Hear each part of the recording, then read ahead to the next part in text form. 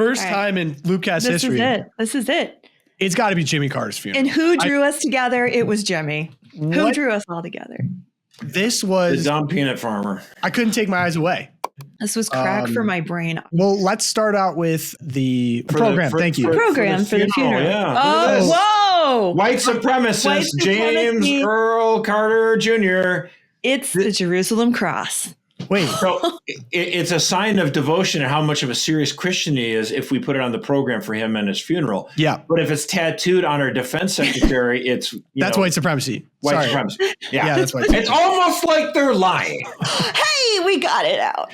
All right, that's the first one.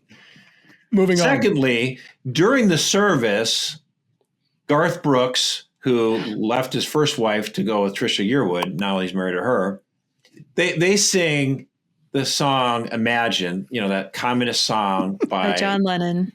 Yes, and Toxic Ono. At a funeral. At a funeral. Sorry about there being no heaven. Awesome. Okay, so here's what's interesting about this. I actually kind of like, are you going to do, I don't want to hear this. This is going to get us. Well, here he is. Here he is. Just a picture. Okay, fine. Yeah, just a picture. But it's like, for the most part, truly do actually admire Bishop Barron. I think he's doing a lot of good for the church, okay? But sometimes he can fall into the same trap that a lot of well-meaning conservative Catholics get into, where you have these aspirations. You kind of see the best in everybody. And so he says, I was watching highlights from President Carter's funeral service at the National Cathedral in Washington, D.C. He said, I found some of the speeches very moving, but I was appalled when two country music singers launched into a rendition of John Lennon's Imagine. Under the soaring vault of what I think is still a Christian church, they reverently intoned, Imagine there's no heaven. It's easy if you try. And imagine there's no country. It isn't hard to do. Nothing to kill or die for. It isn't hard. And no religion too. He said, so Bishop Barron continues, vested ministers sat patiently while a hymn to atheistic humanism was sung. This was not only an insult to the memory of a devoutly believing Christian, but also an indicator of the spinelessness of too much of our established religion in our country. So overall, I would say, I like this comment. He's given it to the priests and bishops who are just too weak-kneed to push back at such a claptrap song. It is the ultimate communist manifesto put to music. The anthem. And Bishop Barron's like, this is such an insult to the memory of Jimmy Carter. And I'm like, why? It fits. Can I be that guy? Can I be that guy? Do I have to be that guy? Be that guy, Josh. Go off, King. Bishop, it wasn't a mistake. NPR reported that former President Jimmy Carter wanted Imagine sung at his funeral.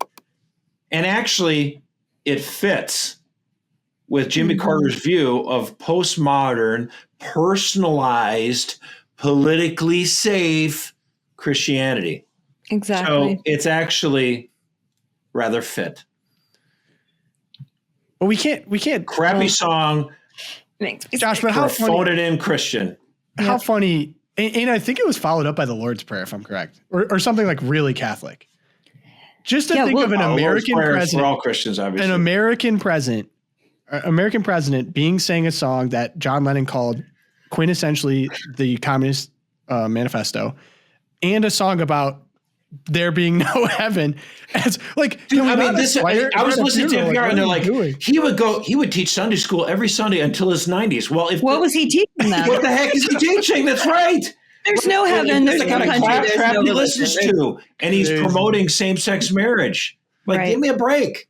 Well, and he's saying things like Jesus would have disapproved of abortion, except if it was in the case of rape. It's like he literally used Jesus Christ to justify his stance on abortion was, if the baby is the product of rape, we can kill it. That was his position. And he is a regime safe Christian. That's why they liked him. Yeah. They could call him devout, but he would never attack the sexual left in any way. He was no threat to the sexual revolution and all the people who make tons of money on it. Mm-hmm. Wait, Erica, I do see that you had one. I think you brought, it was all the homies. Yeah, the homies. Yeah, I just like inject this into my veins. Look at all the homies all together. happened. We have all the living presidents. We've got Bill Clinton and Hillary. We've got George W. Bush and Laura. Then we have Obama. Michelle was on an extended vacation, is how they're reporting it in Hawaii. Don't know what's going on there. We have Donald Trump and Melania. And in the front row, we have, this is my favorite, Kamala sitting next to Jill. I just look at those two I forgot women. about that. Yeah. Dog, look at that. Like, they didn't. And when she sat down, you can watch the video. They didn't acknowledge each other. Yeah. They kind of like leaned toward their husbands. So You know who else didn't acknowledge someone? Did you catch this? Yeah, Karen Pence. Was it? Yeah. Oh yeah, Karen. Well, Karen Pence was like The former second lady. Yeah. Karen Pence. I actually kind of, you know what? I'm not angry at it for it. Some people. Yeah, I get I that. understand. I mean, I get it.